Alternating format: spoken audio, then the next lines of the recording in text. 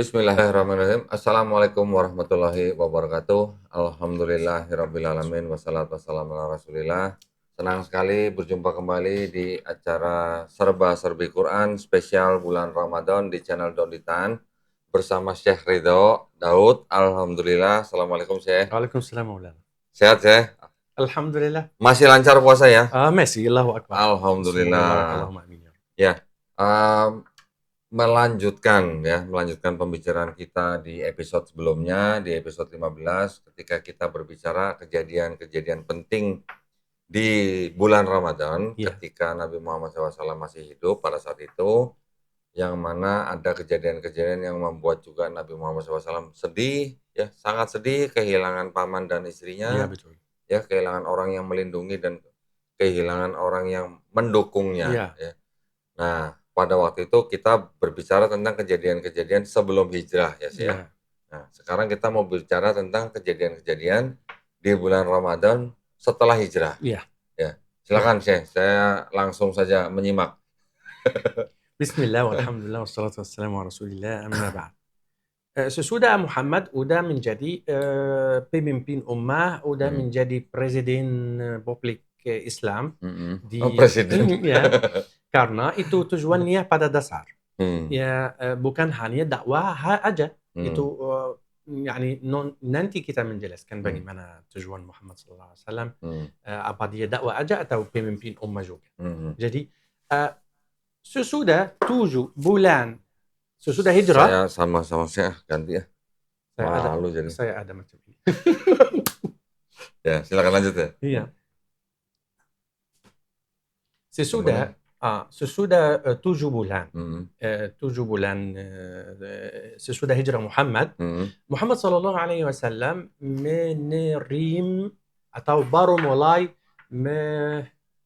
operasi militer. Baru mulai operasi militer. Melalui apa? Melalui Hamzah ibn Abdul Muttalib. Ya Hamzah, ya kumpul 30 orang dan pergi ke kafilah yang baru balik lagi dari Syam ke Makkah dan menstop mereka. Ambil, fokus ya pemirsa, ambil barangnya.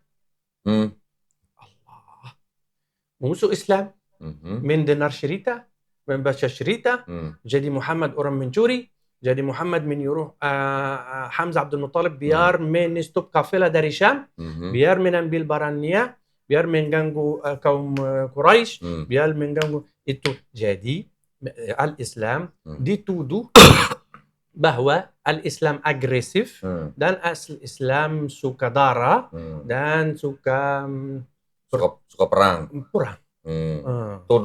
Tuduhannya. Salah satu tuduhan Muhammad sallallahu alaihi wasallam karena baru 7 bulan sesudah hijrah, baru menerima operasi militer kemana-mana. Melalui Hamzah hanya, bukan. Ada Hamzah, ada gini, ada banyak operasi macam ini. Tapi yang terjadi di bulan Ramadan itu operasi Hamzah. Jadi bagaimana kita harus mendeskripsi pemirsa, apakah betul-betul Muhammad suka perang, al-Islam suka perang, Muhammad membalas dendam karena Quraisy mengusirkan dia, Muhammad mau ini? Tidak. Bagaimana? Kita akan lihat. Ada 2 peristiwa yang bisa menjelaskan kondisi yang di antara. Sebelum peristiwa itu, saya mau bertanya Anda, kenapa Quraisy mau lari dari belakang Muhammad saat berhijrah? Kenapa? Pasti mereka menumpahkan darah Muhammad. Kan kalau mereka mengangkat Muhammad selama berhijrah, mereka akan apa? Membunuh Muhammad. Jadi, kalau mereka menumpahkan darah Muhammad artinya apa? Menyatakan perang. Menyatakan perang. Jadi, di niat Makkah terhadap Muhammad ada perang. Mereka menganggap bahwa Muhammad memusuh. Wajib apa? Atau patut diperangi. Di pandangan atau divisi di mata Quraisy. Jadi bagaimana? Terus? Itu nomor 1. Ya. Lalu ada peristiwa. Sa'ad bin Mu'az, itu sahabat Nabi Muhammad. Sa'ad bin Mu'az mau melaksanakan umrah di Makkah. Dan Sa'd bin Mu'az itu teman Umayyah. Umayyah bin Khalaf. Siapa Umayyah? Umayyah itu tuan Bilal yang mensiksa Bilal saat di Makkah. Majikannya Bilal. Majikan Bilal. Majikannya sahabat Bilal ya. Betul. Majikan sahabat Bilal. Sa'd bin Mu'az itu orang Muslim, sahabat Muhammad, udah masuk Islam dan dia asli orang Madinah. Tapi kalau Sa'd ke Makkah harus singgah ke rumah Khalaf Umayyah. Gitu. Harus. Dan kalau Umayyah ke Al-Madinah harus singgah ke rumah Sa'd. Sahabat betul. Jadi Sa'd mau melaksanakan umrah di Makkah. Padahal Sa'd di saat itu orang sahabat dan Muslim. Dan Muhammad udah di Madinah. Jadi Sa'd itu riwayat di dalam Tirmizi. Dan dia pergi ke Makkah. Sahabat saya dia singgah di rumahnya. Dia Sa'd minta dari Umayyah cari waktu yang kosong biar saya minta tawaf sekitar Al-Ka'bah. Hampir sesudah zuhur. Waktu yang lumayan kosong, tidak ada orang. Ini bukan sembunyi, tapi dia mau mentawaf sendiri. Hanya. Saat dia mentawaf, ketemu siapa? Abu Jahal. Abu Jahal dianggap siapa? Itu kata Muhammad. Fir'aun ummah. Kata Muhammad sallallahu alaihi wasallam. Abu Jahal itu siapa? Fir'aun ummah adalah Abu Jahal. Abu Jahal bilang, dia bilang gini, wahai Umayyah, siapa yang mentamui? Itu siapa? Siapa yang datang? Siapa yang kamu mentawaf sama dia? Dia bilang Umayyah jawab, itu Sa'd. Sa'd bin Mu'az. Dia bilang, Sa'd bin Mu'az. Apakah kamu tenang hati dan mentawaf dengan keselamatan dan keamanan? Demi Allah, kata Umayyah. Bukan Umayyah. Itu kata Abu Jahal. Demi Allah, kalau kamu tidak di dalam perlindungan Umayyah, kamu tidak mungkin kembali ke rumah kamu atau keluarga kamu dengan keselamatan. Maksudnya Abu Jahal bicara kepada Sa'd. Kalau tidak ada perlindungan dari Umayyah, kamu tidak bisa pulang. Ini stop. Jawab Sa'd apa? Kalau kamu lakukan gini, saya akan memutus jalan perdagangan kamu yang melalui Al-Madinah. Fokus di cerita ini karena itu dasarnya. Sebelum Muhammad memulai operasi militer. Tidak ada. Karena kata Sa'd bukti bahwa Muhammad tidak memutus jalan berdagang. Padahal Muhammad bisa. Muhammad bisa memutus jalan berdagang dengan Quraisy. Men-stop. Tidak. Sebelum peristiwa ini, Muhammad mengamankan jalan berdagang ke Quraisy. Jadi Muhammad tidak menanggap bahwa Quraisy orang kafir mewajibkan perang sampai sekarang, sampai peristiwa ini. Itu bukti Sa'd, bukti saya cerita yang di dalam Sa'd, yang menatakan melalui Sa'd. Jadi Muhammad di dalam hal ini tidak menatakan atau perang atau menyatakan perang kepada Quraisy. Belum ya? Belum. Jadi Sa'd dari saat ini pulang menceritakan Muhammad.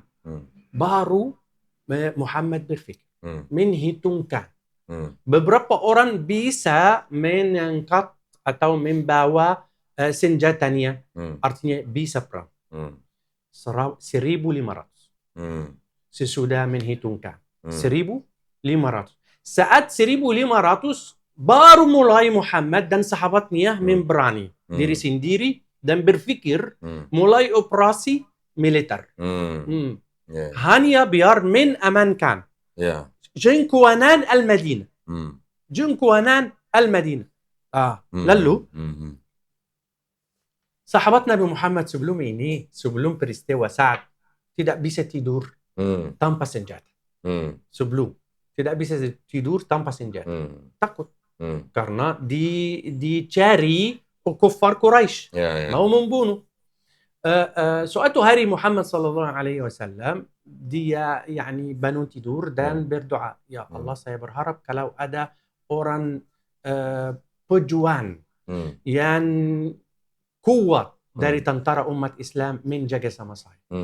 Lalu dia mendengar, itu cerita Aisyah, mendengar sesuatu senjata, suara senjata luar rumah.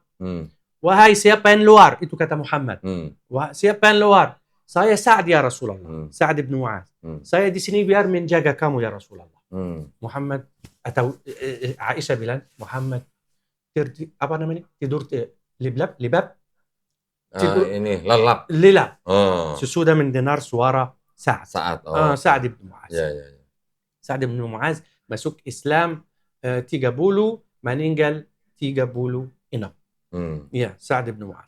Jadi peristiwa nomor 2 yang membuktikan bahwa Muhammad dan perannya dan operasinya atau gini tidak mulai dari dia.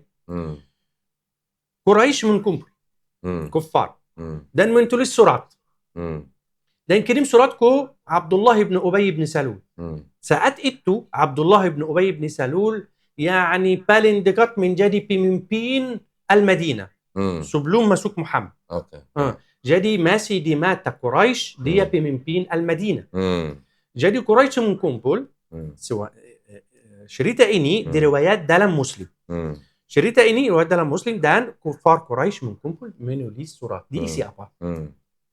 Assalamualaikum, bukan Assalamualaikum. Wahai orang Abdullah dan orang Aus, orang Khazraj, orang semuanya terbentuk rakyat atau penduduk Al-Madinah saat itu. Termasuk mereka orang Yahudi. Ya. Jadi kalau kita udah lihat kondisi kamu bahwa kamu melindungi sahabat kita, itu Muhammad, dan mensupporti dia. Dan kalau demi Allah, demi Hubal, demi ini bersumpah. Bersumpah. Kalau kamu tidak kembali lagi teman kita, ya, kita akan mengumpul semuanya perjuangan kita dan tentara kita dan perang sama kamu, menyerang sama kamu. Maksudnya kalau tidak mengembalikan Nabi Muhammad. Kita akan mengumpul tentara dan semua senjata kita, semuanya kekuatan sempurna kita dan menyerang kamu. Menyerang kamu sampai kita akan membunuh semuanya tentara kamu dan merampas wanita-wanita kamu. Udah jawab ini atau surat-surat ini dibawa dari Abdullah bin Ubay bin Salul, orang yang dulu memimpin Muhammad sallallahu alaihi wasallam. Bukti nomor 2. Muhammad baru mulai. Dia bersiap. Ada yang menginvasi Al-Madinah. Orang menginvasi Al-Madinah betul-betul dengan tentara, beberapa orang masuk Al-Madinah dan betul-betul mengambil beberapa kambing yang di ujung Al-Madinah dan lari. Muhammad mengikut dia dengan diri sendiri sama beberapa sahabat biar menakutikan dia dan kembali lagi kambingnya karena itu dianggap negaranya. Sampai melewat sumur Zamzam tapi dari arah yang lain. Itu dianggap di sejarah perang anggap Badr yang kecil. Perang Badr yang kecil. Perang bukan perang Badr yang nanti kita akan menjelaskan di episode yang berikut.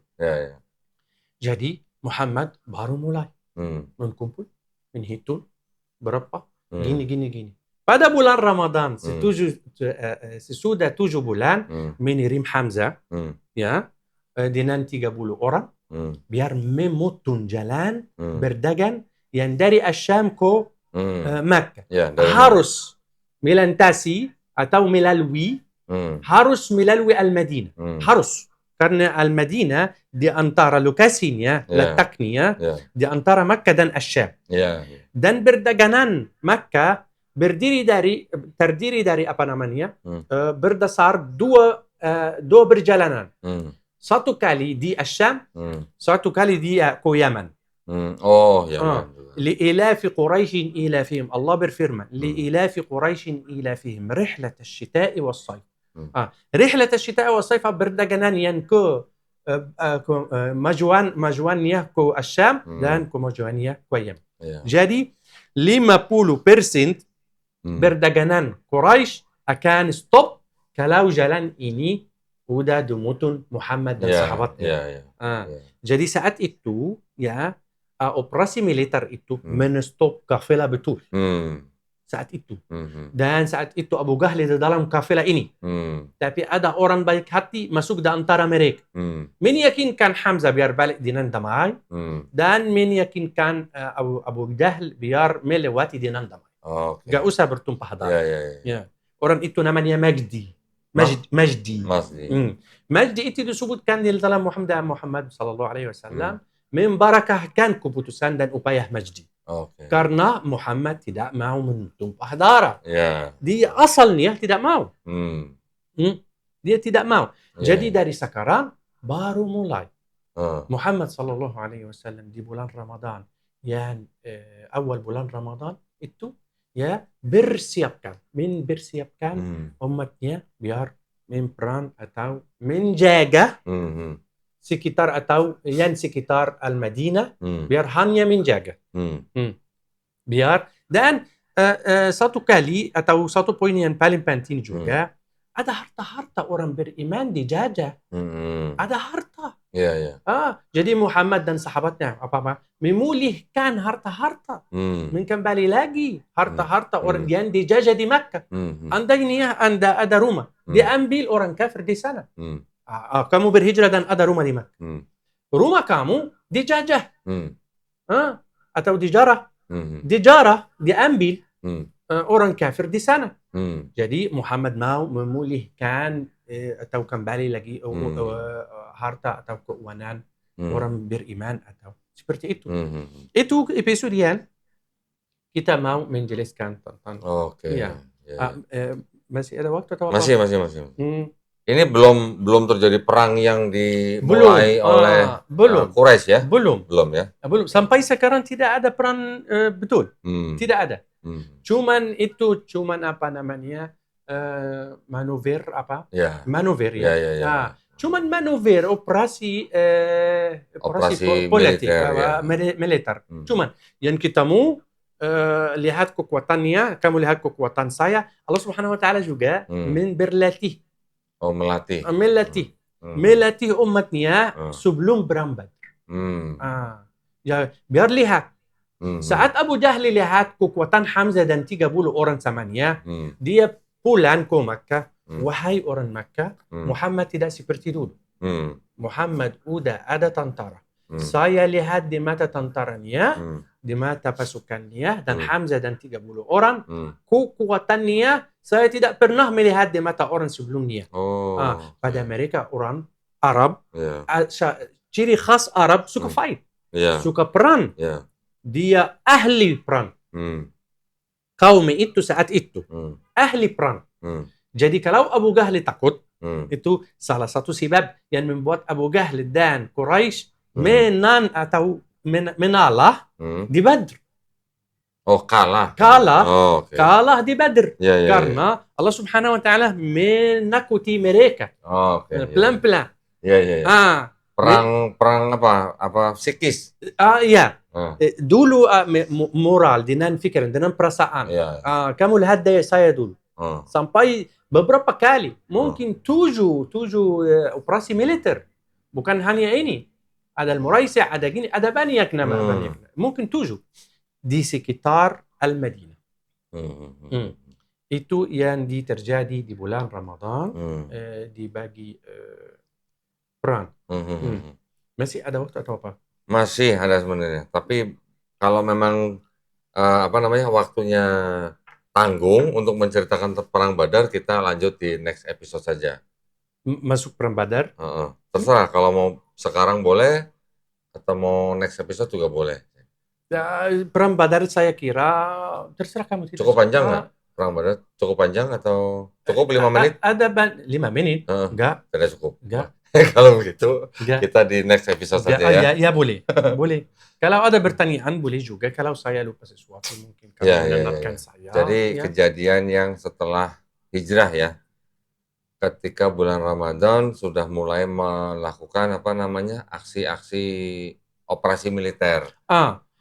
Sesudah apa? Yani Muhammad sallallahu alaihi wasallam, apa yang Muhammad melakukan baru masuk Al-Madinah? Apa yang dia lakukan? Dia melakukan 3 hal. mensaudarakan antara orang beriman. Mensaudarakan maksudnya menyatukan saudara. Ya, ini saudara kamu, ini saudara kamu. Mensatukan orang beriman semua bersaudara. Semua bersaudara. Itu nomor satu. Nomor dua, tulis konstitusi. Konstitusi. Itu nomor dua. Nomor tiga, membangunkan masjid. Jadi dia apa? Tidak berpikir perang. Tidak berpikir bukti yang nomor dua, tidak memutun jalan berdagang Quraisy. Tidak memutun. Jadi Islam tidak menyebar melalui perang atau melalui senjata. Bukti yang lain, saya mau ingat poin yang mungkin dikasih pemirsa. Indonesia, Al-Islam masuk Indonesia melalui perang? Tidak. Itu bukti nomor lebih jelas ke kamu. Negara saya, Mesir, Al-Islam masuk negara Mesir melalui perang. Tapi sampai sekarang saat itu ada agama Nasrani. Saat itu ada agama Nasrani. Sampai sekarang 20% penduduk Mesir Nasrani. Masih Nasrani. Itu bukti bahwa tidak dipaksa. Iya. Betul. Bukti tidak dipaksa. Jadi Al-Islam tidak mungkin disebarkan melalui perang atau pedang atau seperti ini. Logika juga. Tapi waktu yang di Mesir itu Islam masuk karena sebagai liberator atau bagaimana? Masuk apa? Pembebas apa? Liberator. Pada waktu Islam masuk ke Mesir, itu kan masih ada Nasrani. Masih Nasrani. Iya, pada waktu itu masih ada Nasrani. Nah, pada waktu Islam masuk, itu sebagai pembebas atau agresi? Agresi bagaimana? Bebas kan berarti kan? Bebas karena apa? Bebas karena apa? Karena bukti saya bahwa bebas, 20% penduduk orang Mesir sekarang orang Nasrani. Artinya tidak dipaksa awalnya. Masih tetap terserah. Silahkan. Silahkan, gak masalah. Itu bukan Islam. Bukan Islam yang memaksakan orang. La ikraha fid din. Allah Subhanahu wa taala berfirman, la ikraha fid din. Qad tabayyana ar-rushd min al-ghayy. Tidak ada yang memaksa dalam Islam. Ada yang ayat waqatiluhum hatta la takuna fitnah, itu ayat yang lain mungkin dijelas di surah. Ini ada cerita ya sih. Ada cerita ya sih. Anak-anak kan kalau sudah mulai besar kan wajib sholat kan? Sudah akil balik wajib sholat kan? Ada satu anak tidak sholat. Kenapa kamu tidak sholat? Kata anak itu, katanya la ikraha fiddin. Like siapa? Jadi anak itu bilang, disuruh sholat, tidak mau. Kata ibunya, kan kamu harus sholat. Kata anaknya jawab apa? Katanya di dalam Islam la ikraha fiddin. Ya betul, la ikraha fiddin. Ya serahkan. Anak yang macam ini pintar. Dia akan menjadi pintar sesudah menjadi dewasa. Bisa jadi ulama ya berarti. Bisa menjadi ulama. Ya betul. Ya. Itu kata Muhammad sallallahu alaihi wasallam, sabda Muhammad. Khairukum fil jahiliyah, khairukum fil Islam. Kebaikan kamu di dalam jahiliyah, pasti kebaikan kamu di dalam Islam. Itu. Saya ketawa dengannya. Enggak, orang baik. Berpikir dia menggunakan otaknya. Tapi kan bukan begitu maksudnya. Baik, alhamdulillah Syekh, kalau begitu kita lanjut nanti di episode berikutnya dengan cerita perang yang seru ya. Perang Badri di bulan Ramadan. Di bulan Ramadan ya. Insya Allah. Baik, kalau begitu terima kasih banyak perhatiannya para pemirsa. Oh ya, buat para pemirsa yang ingin membantu perjuangan dakwah kami, bisa mengirimkan ke BSI dengan nomor rekening 111889988 atas nama YPM atau Jakarta, bisa mengonfirmasikan ke nomor handphone 081398837007. Barakallahu fikum, semoga partisipasi para pemirsa diterima di sisi Allah Subhanahu wa taala sebagai amal jariah. Amin ya rabbal alamin. Terima kasih banyak atas perhatiannya. Akhir kata, wabillahi taufiq wal hidayah. Wassalamualaikum warahmatullahi wabarakatuh. Waalaikumsalam warahmatullahi wabarakatuh.